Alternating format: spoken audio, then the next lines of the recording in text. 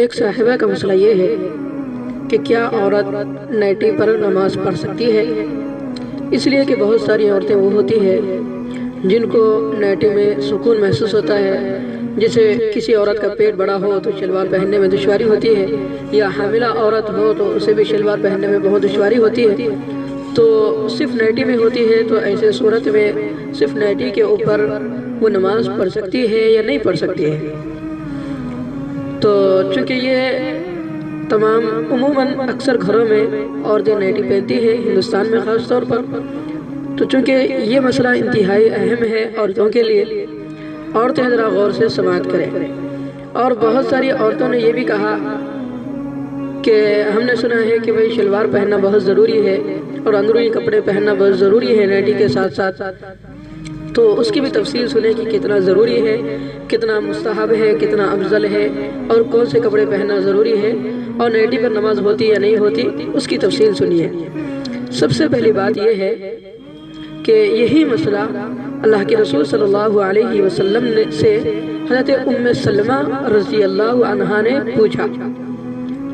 ان کی حدیث ہے ان ام سلمہ رضی اللہ عنہا انہا سألت النبی صلی اللہ علیہ وسلم، ام سلمہ نے اللہ کے رسول صلی اللہ علیہ وسلم سے پوچھا، اتصلی المرأة فی درع وخمار لیس علیہا ازار؟ اے اللہ کے رسول صلی اللہ علیہ وسلم، آپ بتائیے کہ کیا ہم صرف ایک قمیص اور دوپٹے میں نماز پڑھ سکتی ہیں جبکہ پیجامہ نہ پہنا ہو؟ تو آپ صلی اللہ علیہ وسلم نے کیا فرمایا؟ قال اذا كان الدرع سابغا يغطي ظهور قدميها، آپ علیہ السلام نے فرمایا کہ ہاں بالکل پڑھ سکتی ہے، لیکن اس کے لیے شرط یہ ہے کہ آپ کا کرتا اتنا بڑا ہونا چاہیے جو پاؤں کے ظاہری حصے کو چھپا لے۔ یعنی اس زمانے میں جو کرتا تھا وہ نائٹی کے مقابلے میں تھا۔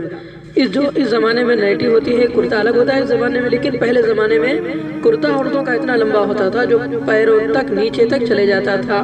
تو آپ علیہ السلام نے فرمایا کہ کرتا اتنا لمبا ہو، یعنی نائٹی کی طرح ہو، تو بالکل پڑھ سکتے ہیں، جائز ہے، کوئی حرج کی بات نہیں ہے۔ یہ بات تو آپ نے سن لی، اب اس کی شرائط سن لے۔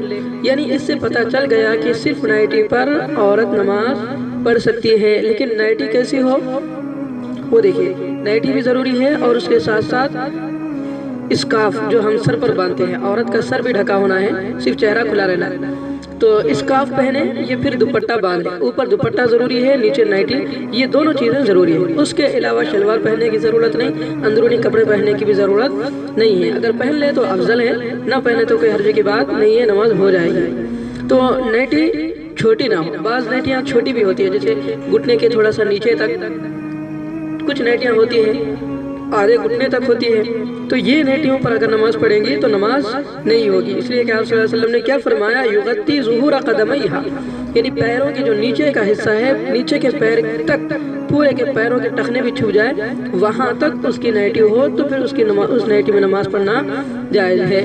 اگر چھوٹی ہو تو پھر چونکہ پیروں کے دکھنے کا اندیشہ ہے اس لیے جائز نہیں ہوگی۔ دوسری بات یہ ہے کہ نائٹی کے آستین جو ہے وہ فل آستین ہو۔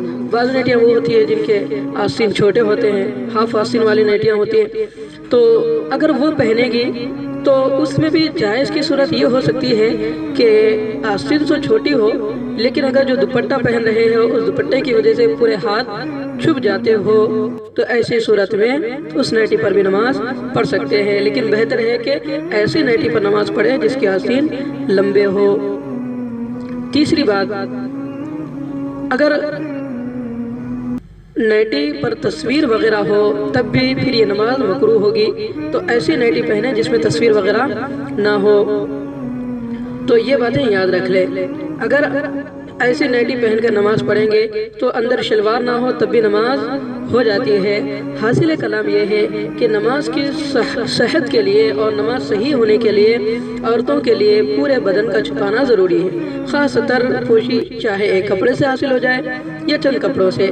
البتہ بہتر یہ ہے کہ اس طرح نماز پڑھی جائے کہ پورا بدن اچھی طرح چھپا رہے۔ آپ صلی اللہ علیہ وسلم نے 2 کپڑے میں تو جائز قرار دیا، لیکن افضل جو بتایا ہے وہ 3 کپڑے بتایا ہے۔ حضرت ابن عمر رضی اللہ عنہ کی روایت ہے، اللہ کے رسول صلی اللہ علیہ وسلم نے فرمایا یصلی المرأۃ فی ثلاثۃ اثواب درع و خمار و ازار۔ آپ علیہ السلام نے فرمایا کہ عورتیں 3 کپڑوں میں نماز پڑھے، خمیس، اوپر کا دوپٹہ، اور تیسرا چادر، تیسرا ازار یعنی شلوار، ایک شلوار ہو اور ایک دوپٹہ ہو اور ایک اسکارف ہو اور ایک شلوار ہو اور ایک خمیس ہو۔ یہ 3 چیزوں میں اگر عورت نماز پڑھے گی تو اس کے لیے بہتر ہوگا، اس لیے کہ چادر یعنی خمیس اور نائٹی ہو اور جو ہے سو پیجامہ ہو اور اوپر سے اسکارف ہو۔ اگر یہ 3 کپڑے میں عورت نماز پڑھے گی تو انشاءاللہ پورا بدن بہتر طریقے پر چھپ جائے گا۔ اس طرح اگر نماز پڑھنے سے یہ نماز افضل طریقے پر ہوگی۔ لیکن اگر کوئی مجبوری ہے، کپڑے بدلنے میں دشواری ہے یا پھر شلوار پہننے میں دشواری ہے، تب بھی کوئی حرج کی بات نہیں ہے، صرف نائٹی پر اور اسکارف پر نماز پڑھ سکتی ہے۔ اس بات کو اچھی طریقے سے سمجھ لیں، گھبرانے کی اور پریشان ہونے کی ضرورت نہیں۔ بعض عورتیں اس لیے نماز چھوڑ دیتی ہیں، حاملہ عورتیں خاص طور پر کہ پیجامہ نہیں پہن سکتی اور ان کو پیجامہ پہننے میں دشواری ہوتی ہے، یہ تصور کرتے ہوئے وہ کیا کرتی ہیں، نماز کو چھوڑ دیتی ہے کہ بھی پیجامہ پہن نہیں سکتی تو نماز کیسے پڑھو۔ بعض عورتوں کا یہ کہنا ہے کہ بھئی نیچے زمین دیکھتی ہے، اگر پیجامہ نہیں پہنیں گے تو اس طرح اگر پہنیں گے تو بے حرمتی ہوگی۔ تو یہ باتیں بالکل غلط بات ہیں، یہ باتیں بالکل غلط ہیں، بلکہ آپ صلی اللہ علیہ وسلم کی حدیث ابو داؤد کی ہمارے سامنے ہے کہ ہم اس پر عمل کریں کہ صرف نائٹی ہو جو پیروں کے ظاہری قدم کو چھپا لے اور آستین فل ہو، اور اسی طرح اوپر اسکارف ہو تو ہماری نماز ہو جاتی ہے۔ اللہ سے دعا کرتے ہیں کہ اللہ تعالی ہماری ماں اور بہنوں کو ان مسائل کو صحیح سمجھنے کی توفیق نصیب فرمائے۔